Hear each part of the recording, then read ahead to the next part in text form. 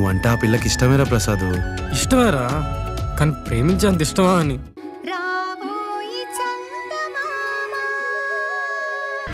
ఇప్పటిదాకా నీ విషయంలో ఒక చిన్న సాఫ్ట్ కార్నర్ ఉండేది. నువ్వు కూడా మాలాగే ఆ రుద్రాణి విషయంలో మోసపోతున్నావని జాలిపడేదాన్ని. కానీ నీ మాటలు వింటుంటే నువ్వు కూడా తన పక్కనే చేరావని బాగా అర్థం అవుతోంది. తను నిన్ను మార్చిందో లేక నువ్వే మమ్మల్ని ఏమార్చావో. నేను రుద్రకి సపోర్ట్గా మాట్లాడడం లేదు చంద్రిక గారు. నా మనసు కనిపించింది చెప్తున్నాను. ఎందుకంటే రుద్ర భరత్ గారిని చాలా డీప్గా లవ్ చేస్తోంది. అంటే లవ్ చేసినంత మాత్రాన నా భర్త తన భర్త అయిపోతాడా? తను లవ్ చేస్తే నా భర్తను వదిలేయాలా? నేను అంతకంటే ఎక్కువే నా భర్తను ప్రేమిస్తున్నాను. మీ ప్రేమకి రుద్ర ప్రేమకి చాలా తేడా ఉంది చంద్రిక గారు. మీ భర్త కోసం మీరు ఎవరితోనైనా పోరాటం చేయగలరు. కానీ రుద్ర తన ప్రేమ కోసం ఎవరినైనా చంపగలదు. ఆ ప్రేమ కోసం చచ్చిపోగలదు. ఇది మీ మీద భయంతోనో రుద్ర మీద ప్రేమతోనో చెప్పడం లేదు. నాకు రుద్రతో మాట్లాడిన తర్వాత బాగా అర్థమైంది. ఇప్పటి వరకు జరిగింది నాకంటే మీకే బాగా తెలుసు. మీరు ఏం చేసినా రుద్రానేవైనా చేయగలిగారా? తన ప్రేమలోని గొప్పతనమో లేదా తన విల్ పవరో నాకు తెలియదు. కానీ చావు కూడా తనని జయించలేకపోయింది. ఇక్కడ నువ్వు మీ ఫ్రెండు ఒక విషయం మర్చిపోతున్నారు నేత్ర. ఇంతకు ముందు రుద్రాణి గెలుపుకి కారణం తన ప్రేమ కాదు, మా మంచితనం. మేము పోనీలేని వదిలేయటం వల్లే తను గెలిచింది. చివరికి చావు విషయంలో కూడా మేము జాలి చూపించటం వల్లే తను బతికి బట్ట కట్టింది. కానీ ప్రతిసారి అన్నీ తనకి ఫేవర్గా ఉంటాయి అనుకోవద్దు. న్యాయం మా పక్కనుంది. ఆ రుద్రానికి చెప్పు, చంద్రిక తన భర్తని కాపాడుకుంటుంది, ఎట్టి పరిస్థితుల్లోనూ ఆయన్ని వదులుకోదు అని.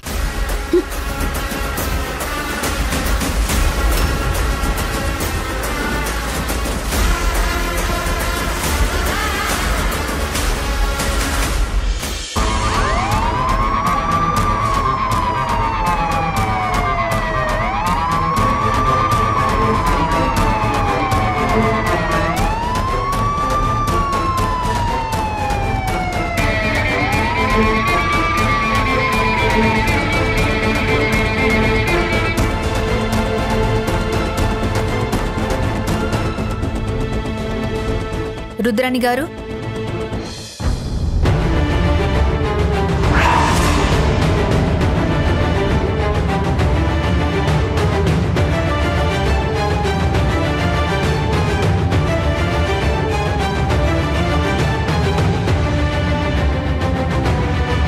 ఎస్ రుద్రాణి గారు, మీ మీద కేసు ఫైల్ అయింది. ఇదిగోండి అరెస్ట్ వారెంట్. నన్నెందుకు అరెస్ట్ చేస్తున్నారో తెలుసుకోవచ్చా?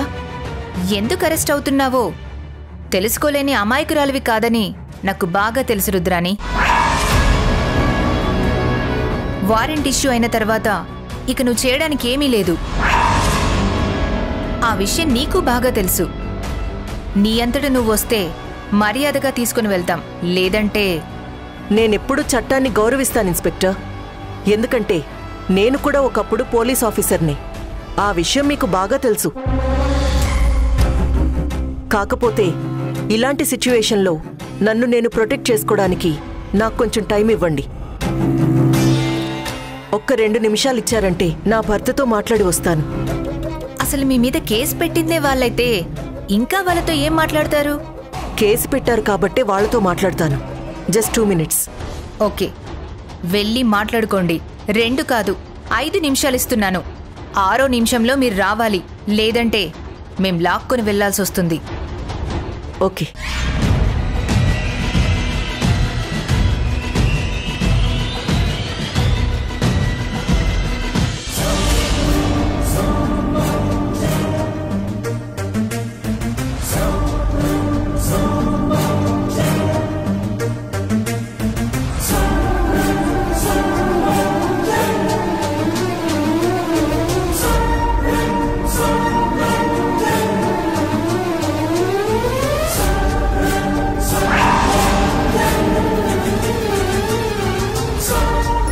ఏంటి భరత్ ఇది?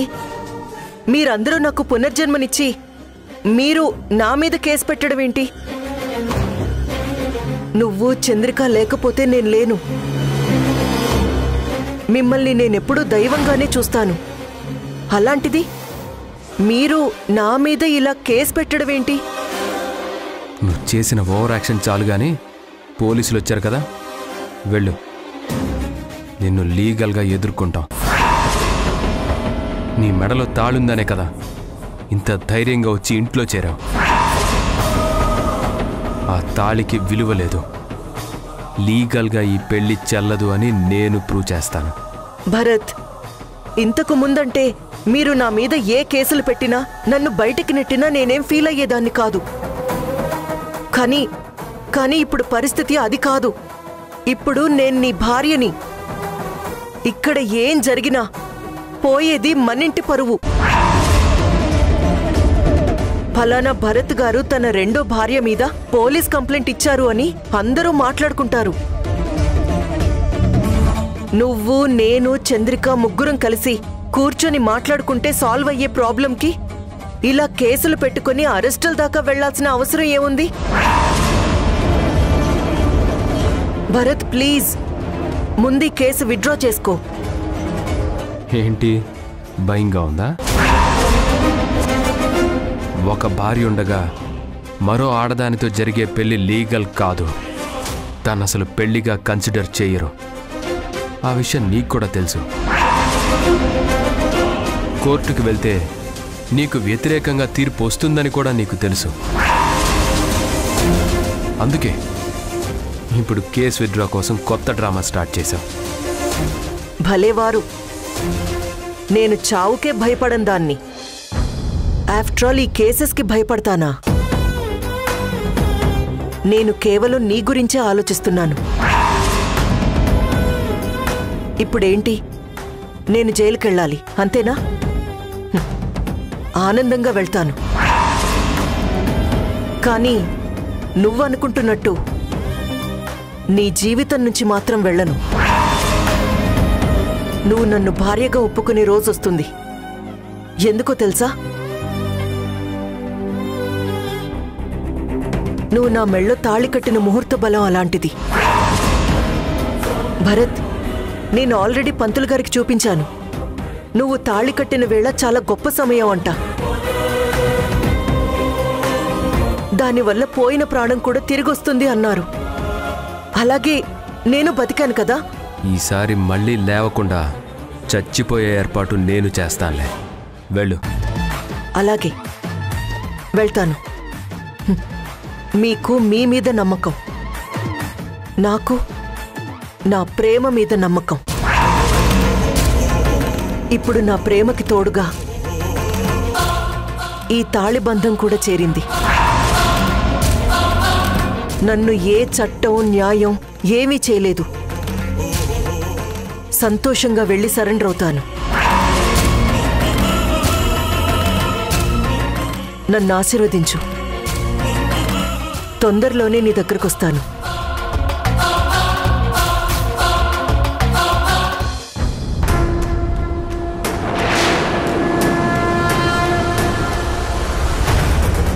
ఈ సెంటిమెంట్లు, ఎక్స్ట్రా డ్రామాలన్నీ కట్టిపెట్టి బయలుదేరు. రుద్రాణి గారు, మీకిచ్చిన 5 నిమిషాలు అయిపోయింది. ఇంకొస్తారా? పిలుస్తున్నారు, వెళ్ళు.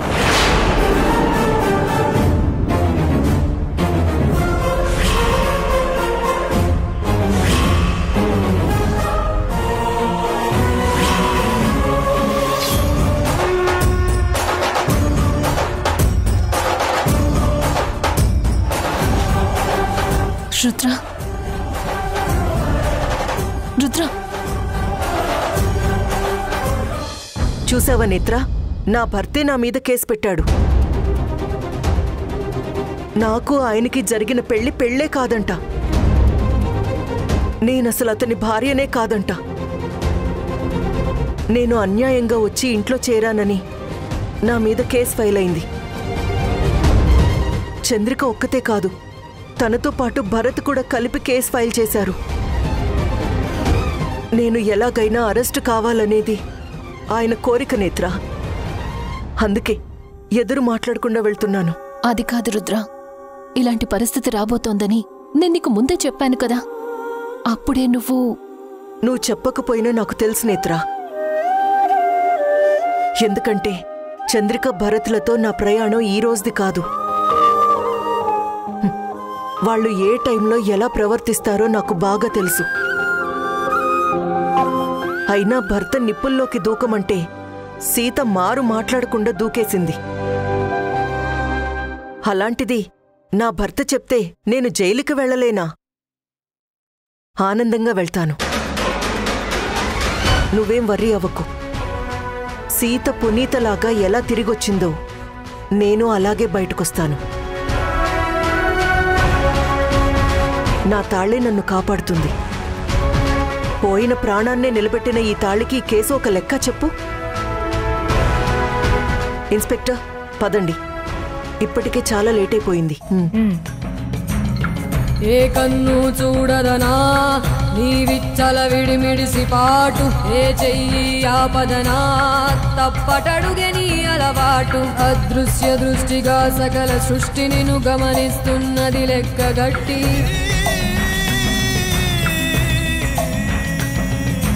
ఎంత బతుకు నీదెంత బతుకువో, గుప్పెడు మెతుకుల కడుపు కొరకు ఎన్నాటలు వేటలు అవసరమా మనుజా.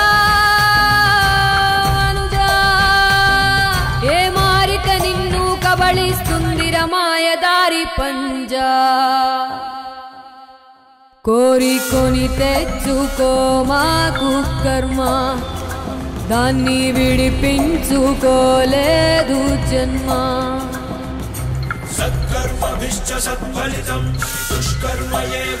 ఏంటి నేత్ర, నీ ఫ్రెండ్ తిరిగొచ్చేస్తుందని ఆశగా చూస్తున్నావా? అది జరగని పని. పోలీస్ డిపార్ట్మెంట్లో గర్వంగా తిరగాల్సిన మనిషి ఈ రోజు ఒక క్రిమినల్గా జైలుకి పోవాల్సి వస్తోంది. అంటే దానికి కారణం కూడా తనే. ఏంటండి మీరు? అడగకుండానే తన ప్రాణాలు కాపాడిన మీరు ఈరోజు పని కట్టుకుని తనని జైలుకు పంపిస్తారా? ప్రాణం పోశాను అన్న కృతజ్ఞత ఉందా మీకు? నిజంగా ఆ కృతజ్ఞతే ఉండుంటే ఇలా చేసేవారా? అప్పటికి నీకు చెప్పాను కదా, నీ ఫ్రెండ్ ఇక్కడి నుంచి తీసుకుని వెళ్తే జీవితం ప్రశాంతంగా ఉంటుంది అని. నువ్వు విన్నావా? తనని తన ప్రేమే కాపాడుతుంది అని నాకే నీతులు చెప్పావు. నేను తనకి చెప్పి చూశానండి, కానీ భరత్ గారి విషయంలో తను పెంచుకున్న ప్రేమను చూసి నేను మాట్లాడలేకపోయాను. ఇప్పుడు కూడా ఏం మాట్లాడలేవు నేత్ర. ఎందుకంటే తన తాళి తనని కాపాడుతుందని నమ్మావు కదా. దానికంటే ముందు ఆయన నా మెళ్ళో తాళి కట్టారు. మరి నా తాళి పవర్ ఏంటో కూడా చూడాలి కదా. ఎంతకాలం ఏదో ఒక మూలన ఆడపిల్ల తనకంటూ ఎవరూ లేరు, అయ్యో పాపం అనే ఒక చిన్న సాఫ్ట్ కార్నర్ ఉండేది. అదే నన్ను ఇంత దూరం తీసుకొచ్చింది. ఇకిప్పుడు పుణ్యం పాపం ఇవన్నీ నాకేమీ లేవు. నా భర్త కోసం నేను ఎంత దూరం వెళ్తానో నువ్వు చూస్తూ ఉండు.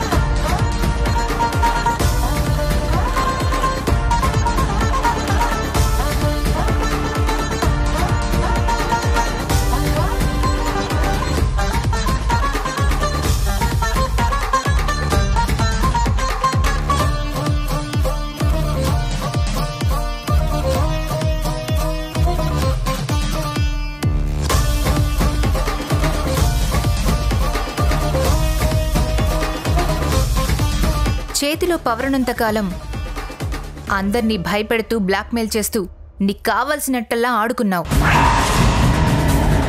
కానీ కానీ ఇప్పుడు ఇదే పోలీస్ స్టేషన్కి ఒక నిందితురాలుగా రావాల్సొస్తుందని అస్సలు ఊహించుండవు కదా. చాలా చక్కగా ప్లాన్ చేశావు. విషం తాగి సూసైడ్ చేసుకున్నట్టుగా నటించి మీ ఫ్రెండ్ని అడ్డం పెట్టుకొని చచ్చిపోతున్నానని అందర్నీ నమ్మించి లేచి కూర్చున్నావు. ఏకంగా భరత్ గారింటికి వెళ్ళి ఆ ఇంట్లో తిష్ట వేశావు. నీకు సిగ్గనిపించడం లేదా? మోసం చేసి తాళి కట్టించుకొని ఒక ఆడపిల్ల కాపురాన్ని నాశనం చేసి ఇష్టం లేని వ్యక్తిని నీ సొంతం చేసుకోవడం కోసం ఇలాంటి నీచమైన ఆలోచనలు చేస్తున్నందుకు కొంచెమైనా నీకు అసహ్యం అనిపించట్లేదా? చూడండి ఇన్స్పెక్టర్, మీ డ్యూటీ కేవలం కంప్లైంట్ ఇస్తే తీసుకోవడం, కేసు పెడితే అరెస్ట్ చేయడం, అంతవరకే. అంతకు మించి ఎక్కువ మాట్లాడితే జరిగే పరిణామాలు ఎలా ఉంటాయో మీకు బాగా తెలుసు. ఒకప్పుడు నేను మీకంటే పెద్ద ఆఫీసర్ని. స్టేషన్ హౌస్ ఆఫీసర్గా నాకు ఎంత ఎక్స్పీరియన్స్ ఉందో మీకు బాగా తెలుసు. నాకు ఏది తప్పో ఏది ఒప్పో మీరు చెప్పాల్సిన అవసరం లేదు. మీ చేత చెప్పించుకోవాల్సిన అగత్యం అంతకంటే లేదు. చింత చచ్చినా పులుపు చావలేదంటారు. చేతిలో పవర్ పోయింది, అయినా నీ పొగరు మాత్రం చావలేదు. డ్రామా ఆడి తాలి కట్టించుకొని నలుగురు ముత్తైదువులను పిలిపించి వ్రతం చేసుకున్నంత మాత్రాన నువ్వు భరత్ గారికి భార్యవైపోతావా? ఎందుకు కాకూడదు? నేను భార్యని కాదు అని మీరేమైనా ప్రూవ్ చేయగలరా? అలా చేయగలిగితే చేయండి. ఏదైనా ఉంటే కోర్టులో చూసుకుందాం. ఇక్కడ మీకంటే నాకు ఎక్కువ ఎక్స్పీరియన్స్ ఉంది. ఇక్కడ డ్యూటీస్ ఏంటో ఎవరు ఎంతవరకు చేయాలో నాకు బాగా తెలుసు. మీరు అనవసరమైన విషయాల్లో జోక్యం చేసుకుంటే నాలాగే జాబ్ వదులుకొని ఇంటికి వెళ్లాల్సి వస్తుంది. నేనేం మర్డర్లు చేయలేదు కదా, కిడ్నాప్లో చేయలేదు. కేవలం నేను ప్రేమించిన మనిషిని నా సొంతం చేసుకోవడానికి నా ప్రయత్నం చేస్తున్నాను. కిడ్నాప్ చేయలేదా? భరత్ గారి చేత తాలి కట్టించుకోవడానికి మీనాక్షి గారిని తీసుకుపోయి దాచిపెట్టావే, మరి దాన్నేమంటారు? కిడ్నాప్ కాదా? చూడు, నీ చరిత్ర మొత్తం నాకు తెలుసు. నువ్వు నా దగ్గర మంచిదానిలా బిల్డప్ ఇవ్వకు. నేను మంచిదాన్నని నేనేం చెప్పలేదే. కాకపోతే నేను ఇదివరకు మనిషిని కాదు. అలా అయ్యుంటే మీరిలా మాట్లాడేవాళ్లు కాదు. అలాగే నేను చంద్రికకి ద్రోహం చేయాలనుకుంటే నా ట్రీట్మెంట్ వేరే ఉండేది. నేను భరత్ని చంద్రికని దూరం చేయాలనుకోవడం లేదు. నేను భరత్కి దగ్గరవ్వాలనుకుంటున్నాను. అందుకే ఆ ఇంట్లో చేరాను. ఒకరికిష్టం లేకుండా, ఒకరి అనుమతి లేకుండా వాళ్ళింట్లోకి వెళ్లడం చట్టరీత్యా నేరమన్న విషయం నీకు తెలీదా? అందుకే కదా నా మీద కేసు పెట్టారు. మీరు కేసు ఫైల్ చేసి నన్ను అరెస్ట్ చేశారు. ఇంతటితో మీ డ్యూటీ అయిపోయింది. ఏదన్నా ఉంటే కోర్టుకి పంపించండి. అక్కడ ఏం చెయ్యాలో నేను చూసుకుంటాను. అనవసరమైన క్లాసులు పీకడం మానేయండి. ఇంత కాన్ఫిడెంట్గా మాట్లాడుతుందేంటి? దీన్ని ఎట్టి పరిస్థితుల్లోనూ వదిలిపెట్టకూడదు.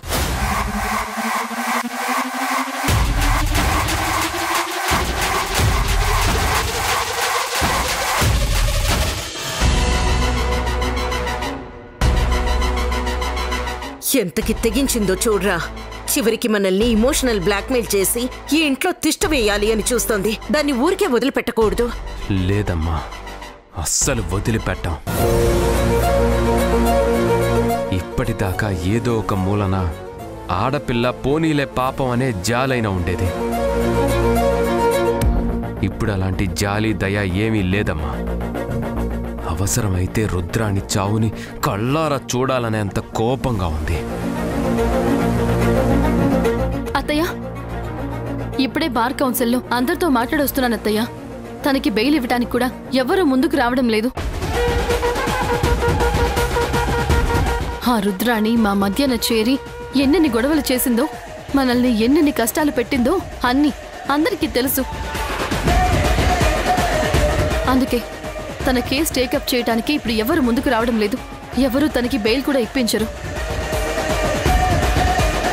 ఆ రుద్రాణిని తక్కువ అంచనా వేయటానికి వీల్లేదు. మీరు లాయర్లైతే తనొకప్పటి పోలీస్. తనకి చట్టం గురించి తెలుసు. తనకి సాయం చేసే వాళ్ళందరూ ఉంటారు. ఏదో రకంగా బయటికొచ్చే ప్రయత్నం చేస్తుంది. లేదమ్మా, ఈసారి తనకు ఆ ఛాన్సే లేదు. ఒక్క కేసు తర్వాత ఒకటి వరుసగా ప్రిపేర్డ్గా ఉన్నాం. జీవితాంతం పోలీస్ స్టేషన్లు, కోర్టుల చుట్టూ తిరిగేలా ప్లాన్ చేశాం. ఊపిరి ఆడక ఉక్కిరి బిక్కిరై పారిపోవాలి.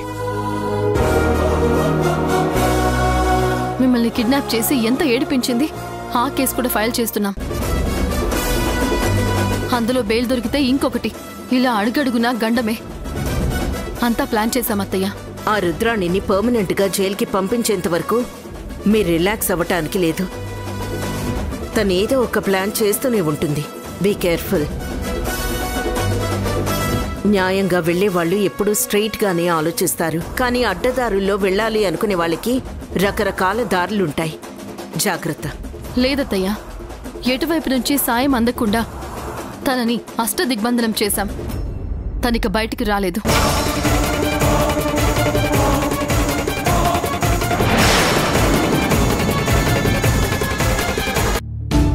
చంద్రిక గారు,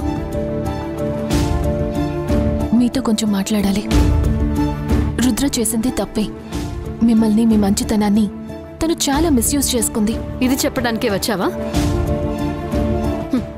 నువ్వేం కంగారు పడుకు నేత్రా.